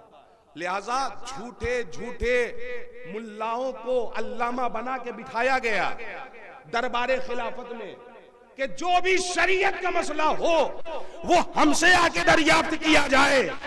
اب جو بھی شریعت کا مسئلہ ہم سے دریافت کرے گا وہ انعام سے مالا مال ہوگا، اسے انعام دیا جائے گا، انعام سے نوازا جائے گا. دیکھیے اس طرح سے دین کے ساتھ کھلواڑ کیا جا رہا تھا کہ جب لوگوں کو یہ دعوت دی جائے گی کہ اب تمہارا کوئی امام نہیں ہے، اسے ہم نے نظر بند کر دیا، اب جو ہم چاہیں گے وہی ہوگا، اب جو ہم شریعت چاہیں گے وہی شریعت آگے بڑھے گی. لہذا جھوٹوں کو علامہ بنا کے بٹھایا گیا دربار خلافت میں اور اعلان کیا گیا کہ دیکھو اگر تمہیں کوئی شریعت کا مسئلہ دریافت کرنا ہے تو آپ ہمارے عالموں سے پوچھو. جو درباری ملا تھے، جو درباری عالم تھے، وہ تخت خلافت پر بیٹھے تھے. اچھا لوگ آتے تھے، اعلان کیا گیا. اچھا لوگ امام کے پاس بھی جاتے تھے، چھپ چھپ کے جاتے تھے، امام سے سوال کرتے تھے. امام کو ایک ایسے قید خانے میں رکھا گیا تھا، امام کے 4 قید خانے بدلے گئے. آخر میں جو سندھی بن شاہک ملاؤن نے اپنے قید خانے میں رکھا تو وہ قید خانہ ایسا تھا کہ جیسے کنواں ہو.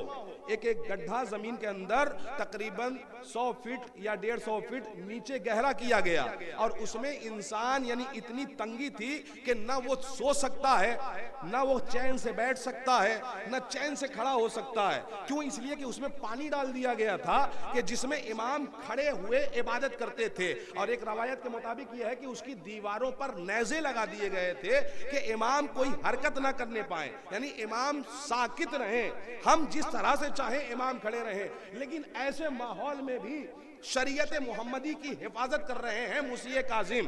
اب باہر سے لوگ آتے تھے اور آواز دیتے تھے، مولا ہم آپ کے چاہنے والے علی بن یقین، مولا میں بہلول دانا. مولا کے چاہنے والے آتے تھے اور پوچھتے تھے مولا اب کیا کیا جائے. پہلے بہلول دانا نے جنون کو اپنے اوپر حاوی نہیں کیا تھا، بلکہ امام کی جیم کا کمال یہ تھا، امام نے قید خانے سے لفظ جیم لکھ کے دیا تھا جناب بہلول دانا کو. تو اس جیم سے حضرت بہلول دانا نے یہ سمجھا کہ جیم کا مطلب کیا ہو سکتا ہے، جیم سے جنگل بھی ہوگا، جیم سے جنون بھی ہوگا، لہٰذا میں جنون کی کیفیت کو اپنے اوپر حاوی کر لیتا ہوں. اس طرح سے بہلول کی حفاظت کی ہمارے اور آپ کے امام موسیٰ کاظم نے.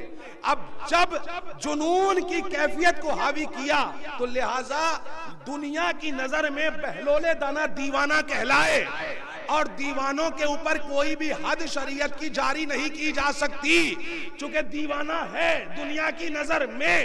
اب عزیزان میں لوگ مسئلہ پوچھنے کے لیے دربار خلافت میں جاتے ہیں کہ ہم دربار خلافت میں جائیں گے ہمیں انعام بھی ملے گا. اعلان کیا گیا کہ جو بھی ہمارے عالموں سے سوال کرے گا اسے انعام دیا جائے گا. کتنا؟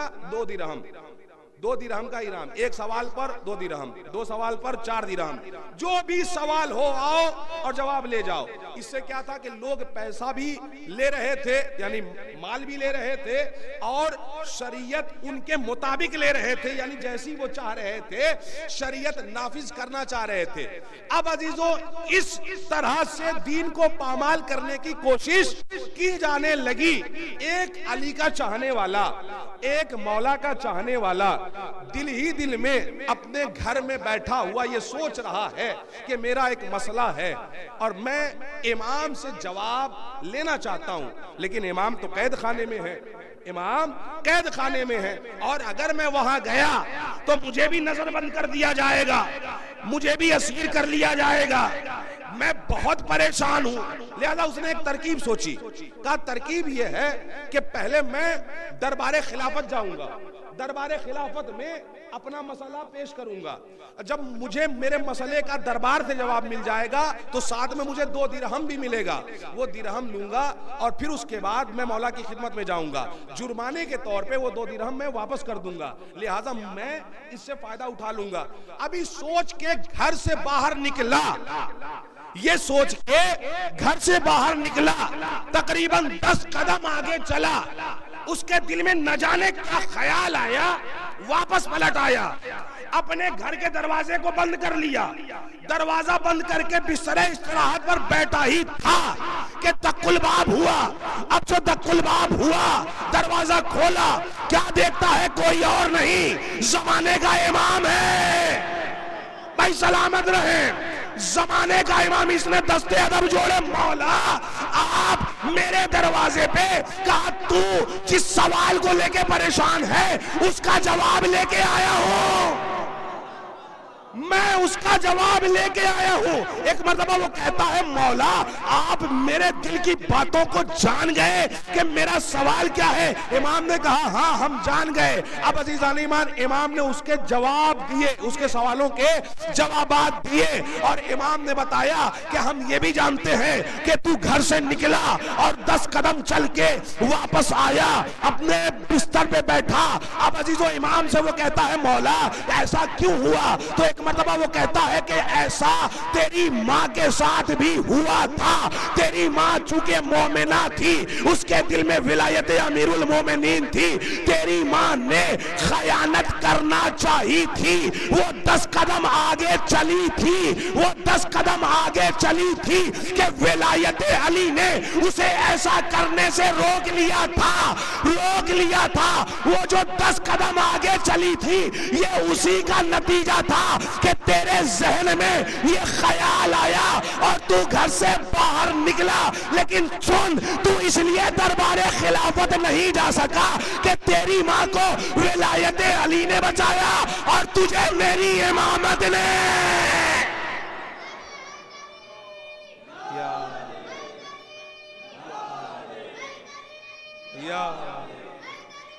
یا علی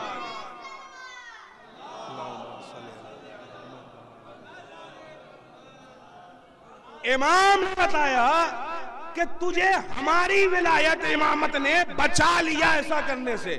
امام نے جواب دیا۔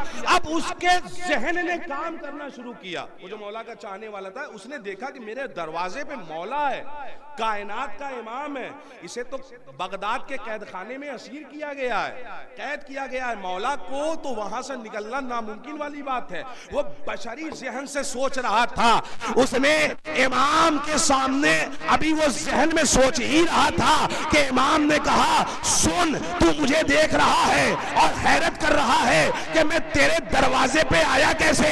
میں تو قید خانے میں ہوں، میں تو اسیر ہوں، قید ہوں۔ تو سنو اور دنیا والوں کو یہ پیغام پہنچا دو کہ ظالم امام کو تو قید کر سکتا ہے، امامت کو قید نہیں کر سکتا۔ کہ ظالم امام کو تو قید کر سکتا ہے، امامت کو قید نہیں کر سکتا۔ یہ ہماری امامت ہے اور میں اللہ کا ظاہر بھی ہوں اور اللہ کا باطن بھی ہوں۔ اللہ نے مجھے ظاہر بھی بنایا ہے، مجھے باطن بھی بنایا ہے۔ ہم اسی طرح سے اپنے چاہنے والوں کی مشکل کشائی کرتے ہیں، اسی طرح سے ہم علی کے چاہنے والوں کی، اہل بیت کے چاہنے والوں کی مشکل کشائی کرتے ہیں۔ عزیزان ایمان، مولا نے اس طرح سے دین کی حفاظت کی، شریعت کی حفاظت کی اور بہلول دانا کو ہدایت دی کہ دیکھو اسی طرح سے جنون کو اپنے اوپر حاوی کر لو اور دین اسلام کی تبلیغ کرتے رہو۔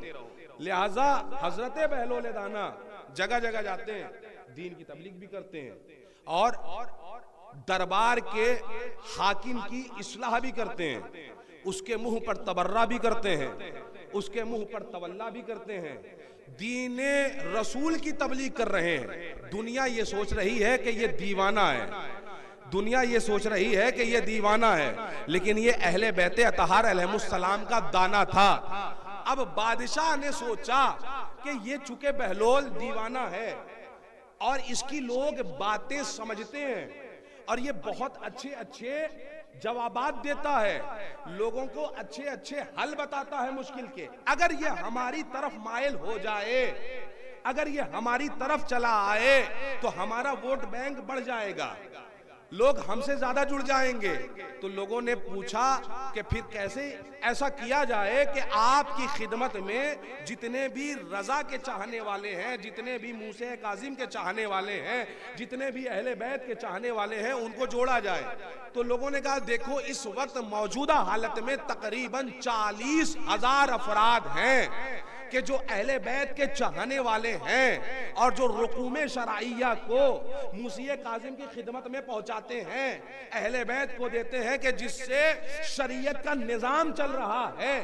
ہم یہ چاہتے ہیں کہ یہ 40,000 افراد ہماری طرف مائل ہو جائیں، جس میں حضرت بہلول دانا کا بھی نام ہے۔ تو لوگوں نے کہا کہ پھر کیا کیا جائے؟ کہا بڑا دسترخوان سجایا جائے اور دسترخوان پر بٹھا کے اسے تیرا نیوالا دیا جائے، جب تیرا نیوالا ان کے شکم میں جائے گا تو ان کی عقلیں تبدیل ہوں گی، وہ تیری طرف مائل ہو جائیں گے، وہ مائل ہو جائیں گے۔ اور عزیزان ایمان یہ سچ ہے، میڈیکل سائنس بھی اس بات کو کہتی ہے کہ جو انسان جیسا لقمہ کھاتا ہے اس کے اندر صلاحیت ویسی پیدا ہوتی ہے، جو انسان جیسا لقمہ کھاتا ہے اس کے اندر صلاحیت ویسی آتی ہے۔ لوگوں نے چاہا کہ بہلول کو ہم اپنی طرف متوجہ کریں، ہم اپنے دربار میں لے آئیں اور اسے اپنے پاس بٹھائیں۔ تو ایک مرتبہ سندیسہ بھیجا گیا، پیغام بھیجا گیا بہلول کے پاس میں کہ جاؤ اور جا کے کہہ دو کہ حاکم وقت نے طلب کیا ہے۔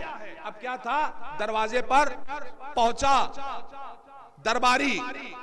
درباری پہنچا، جا کے دیکھتا ہے کہ بہلول مصلی عبادت پر قرآن کی تلاوت کر رہے ہیں، بیٹھے ہوئے قرآن پڑھ رہے ہیں۔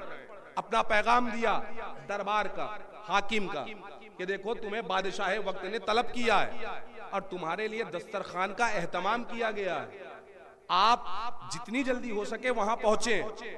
بہلول دانا قرآن کی تلاوت میں مصروف ہیں، حضرت بہلول قرآن کی تلاوت کر رہے ہیں، عبادت خداوندی انجام دے رہے ہیں، باتوں پر کوئی توجہ نہیں ہوئی۔ درباری کھڑا رہا، سپاہی حکومت کا کھڑا رہا۔ جب تلاوت تمام ہوئی دوبارہ کہا آپ کو بادشاہ وقت نے طلب کیا ہے، آپ کے لیے دسترخوان سجایا گیا ہے۔ تو ایک مرتبہ بہلول نے انکار کیا، جا کہہ دے علی والا تیرے دربار میں بیٹھ کے لقمہ نہیں کھائے گا، جا کہہ دے علی والا تیرا نیوالا نہیں کھائے گا۔ پھر کیا تھا عزیزان ایمان؟ یہ گیا درباری اور جانے کے بعد اسی انداز میں کہتا ہے تو اس کے مشیر نے، بادشاہ کے مشیر نے، وزیر نے مشورہ دیا، مشورہ یہ دیا کہ تو صحیح وہ اگر تیرے دسترخوان پر نہیں آتا تو یہاں سے کھانا وہاں جا سکتا ہے، اس کے لیے کھانا بھیج دیا جائے، کھانا بھیج دیا جائے۔ لہذا پارسل کیا گیا، کھانے کو رکھا گیا اور بھیجا گیا قاصد کے ذریعے سے، درباری کے ذریعے سے۔ حاکم نے بھجوایا کہ جاؤ اپنے سپاہی کے ذریعے سے کہ بہلول کو یہ دینا اور اسے کھلا کے آنا۔ اب آیا سپاہی، کھانا لے کے کھڑا ہوا ہے کہ تم نہ گئے، لیکن بادشاہ تم سے کتنی محبت کرتا ہے کہ اس نے کھانا تمہارے لیے بھیجا ہے، یہ لوگ کھانا کھا لو، یہ بادشاہ کی طرف سے آیا ہے۔ ایک مرتبہ بہلول دانا اٹھے، اب جو اٹھے کھانے کو اپنے ہاتھ میں لیا، اب آگے بڑھے تو کیا دیکھا کہ سرے رہا ایک کتا بیٹھا ہوا ہے، ایک کتا بیٹھا ہوا ہے، اس کھانے کو اس کے آگے ڈالا۔ ایک مرتبہ سپاہی نے حیرت سے کہا ارے بہلول کیا کر رہا ہے؟ بادشاہ کا بھیجا ہوا کھانا اس کتے کو دے رہا ہے۔ ایک مرتبہ بہلول نے کہا خاموش ہو جا، اگر اس نے سن لیا تو یہ بھی نہیں کھائے گا۔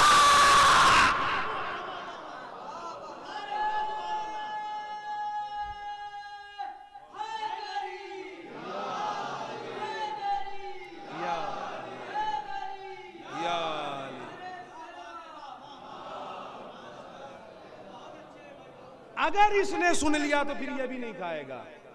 عزیزان ایمان، اس طرح سے اپنی حفاظت کی حضرت بہلول دانا نے، اور شریعت محمدی میں اہل بیت کے چاہنے والوں کا معیار کیا ہے، در اہل بیت اطہار علیہ السلام سے مسلسل ہونے والے کا مقام و مرتبہ کیا ہے، یہ بہلول نے بتایا۔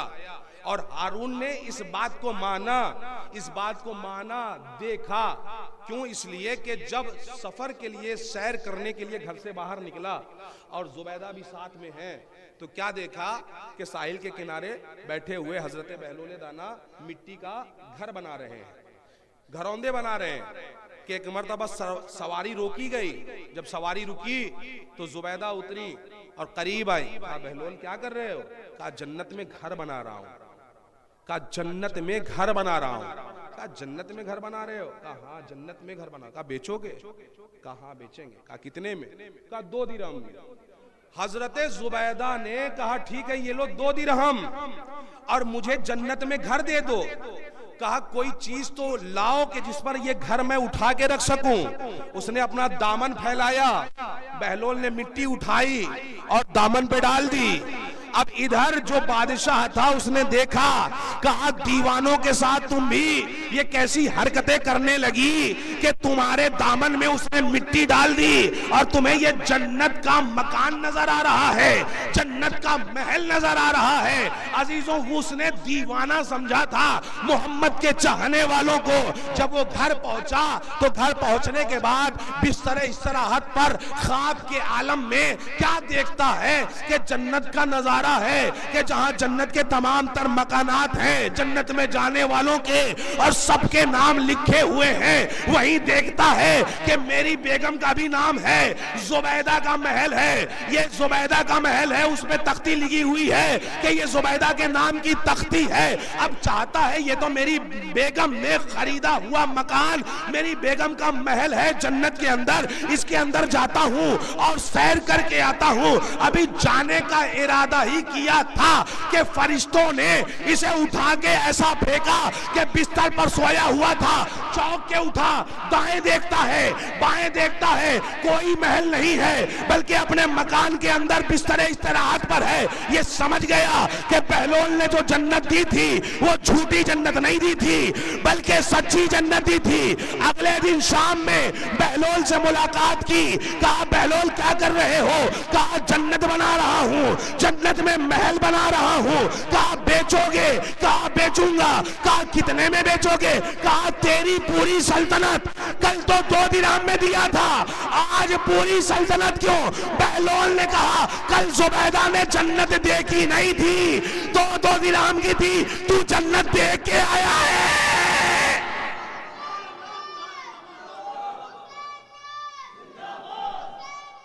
زندہ آباد، مردہ آباد، مردہ آباد، مردہ آباد۔ یا علی اللہم صلی علی محمد و آل محمد۔ کہا تو جنت دیکھ کے آیا ہے لہٰذا تیری پوری سلطنت۔ عزیزو، بہلول نے بتایا کہ دیوانہ جسے تم سمجھ رہے ہو، جو اہل بیت اطہار علیہ السلام کا چاہنے والا ہے، جو مکتب اہل بیت کا شاگرد ہے، اس کو اہل بیت سے عقیدت کے اظہار پر اہل بیت کی ولایت کے صدقے میں اللہ نے یہ علم دیا ہے کہ وہ تمہارے خواب میں تم نے کیا دیکھا وہ بھی جانتا ہے۔ تم نے جو دیکھا وہ بھی جانتا ہے، اور قیامت تک کا علم مولا نے بہلول کو عطا کیا کہ قیامت تک کیا ہونے والا ہے، کیسا زمانہ آنے والا ہے، کون کہاں پیدا ہوگا، کب کسے کہاں موت آئے گی۔ تمام تر علم، تمام تر علوم اہل بیت اطہار علیہ السلام نے اپنے چاہنے والوں کو عطا کیے۔ عزیزان ایمان، یہ اس غریب امام کا عزا کا فرش بچھایا گیا ہے کہ جسے زندان میں رکھا گیا تو دنیا نے یہ سمجھا کہ اسے ہم نے زندان میں رکھا ہے، اسے ہم نے کنویں میں رکھا ہے، تو اس کا علم امامت لوگوں تک نہیں پہنچے گا۔ لیکن عزیزوں، یہ ایک ایسا امام ہے کہ جس نے بتایا اعجاز امامت ہے کیا۔ جس طرح سے سید سجاد زندان شام سے بیڑیوں سے الگ ہو کے اعجاز امامت سے مولا امام حسین کے جسد اطہر تک پہنچے، جسم اطہر تک پہنچے اور اپنے ہاتھوں سے دفن کیا، اسی طرح سے قید خانے میں ہے مولا امام موسی کاظم۔ اور مسیب سے کہتے ہیں کہ مسیب دیکھو، میں راز امامت، رموز امامت، اسرار امامت اپنے بیٹے رضا کے سپرد کر کے آتا ہوں اور اپنی بیٹیوں سے ملاقات کر کے آتا ہوں۔ میری بیٹیاں میری جدائی میں رو رہی ہیں، میری بیٹیاں میرے غم میں تڑپ رہی ہیں۔ عزیزان ایمان، باپ کا غم بیٹیوں کو سب سے زیادہ ہوتا ہے۔ باپ جب بچھڑتا ہے تو بیٹیاں بلک بلک کے روتی ہیں، اسی لیے بیٹیوں کو جنازے کی زینت کہا گیا ہے، تابوت کا اہتمام کیا گیا ہے۔ غریب میرا مولا ہے کہ جو 14 سال کی قید برداشت کر رہا ہے، اور جب آخری لمحہ آیا امام کو زہر دیا گیا کھجور کے ذریعے سے، 9 کھجوریں کہ جو زہر آلود امام کی بارگاہ میں بھیجی گئی تھی، امام نے ان کھجوروں کو تناول کیا۔ اور تاریخ کہتی ہے کہ امام نے جو کھجوریں کھائیں تھی نا عزیزان ایمان، یہ صرف ایک مرتبہ کھجوریں نہیں کھائیں بلکہ متعدد بار امام کو زہر دیا گیا۔ امام نے 12 زہر کھایا ہے اور زہر کھا کے عزیزان ایمان تڑپتے رہے ہیں۔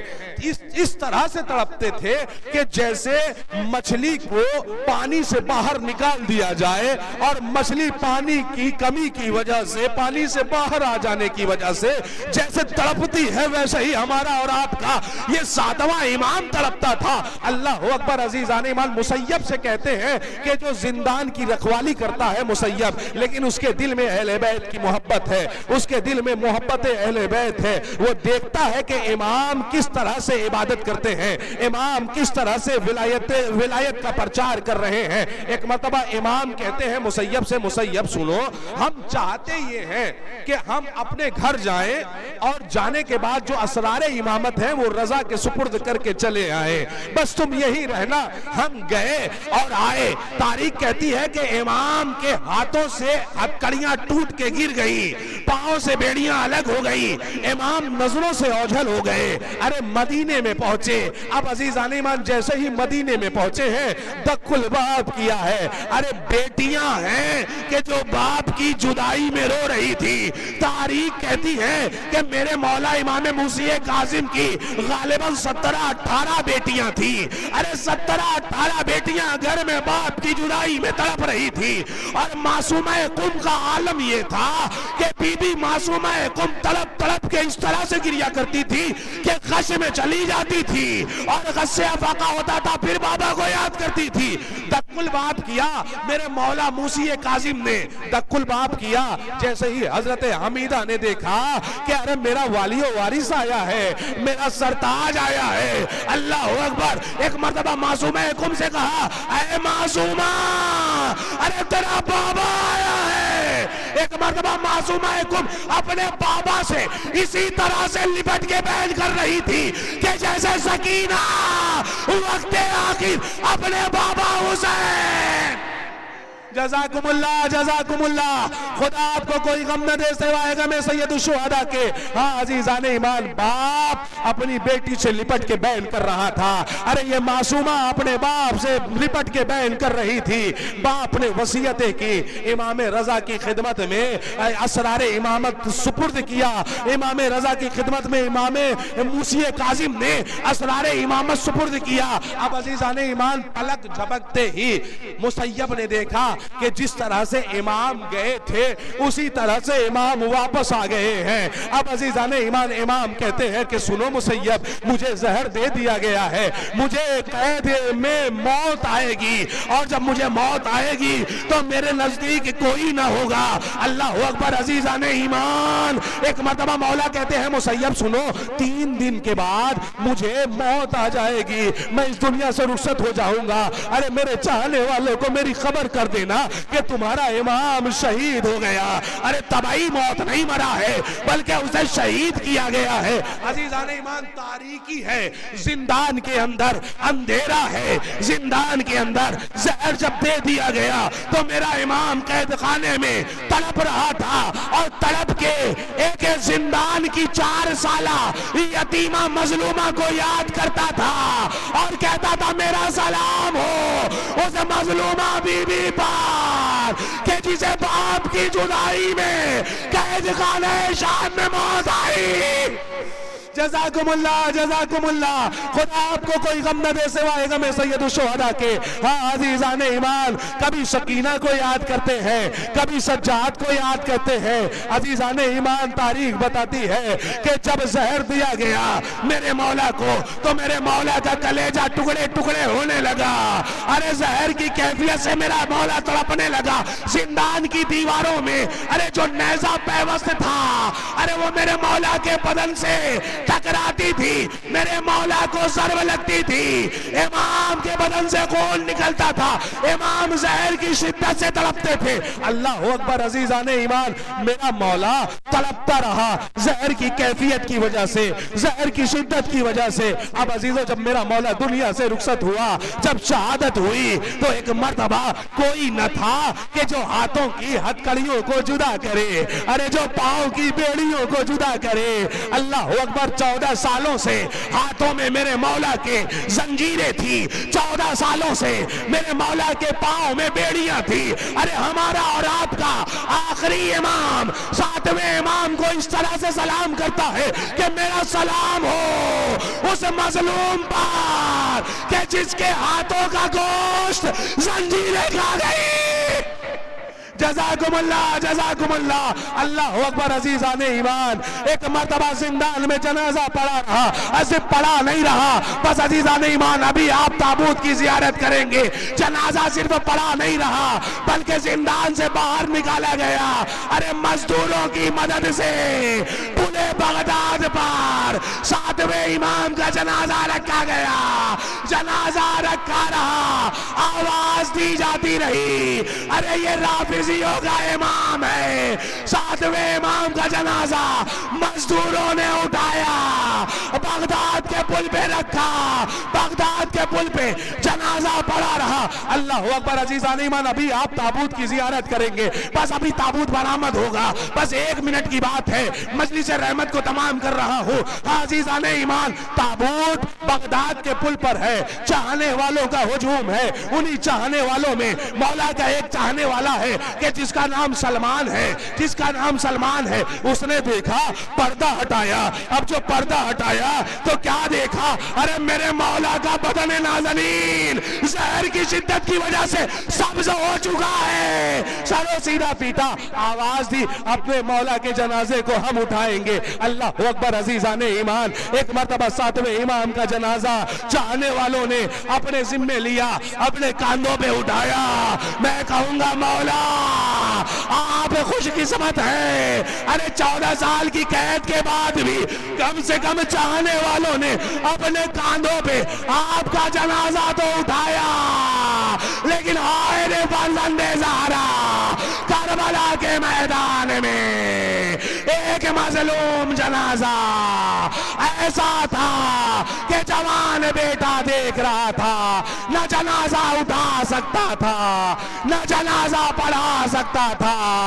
ہائے رے یہ جنازہ موسی کاظم کا جنازہ ہے کہ جس کے بدن میں بیڑیاں تھی, جس کے ہاتھوں میں بیڑیاں پڑی ہوئی تھی. انا للہ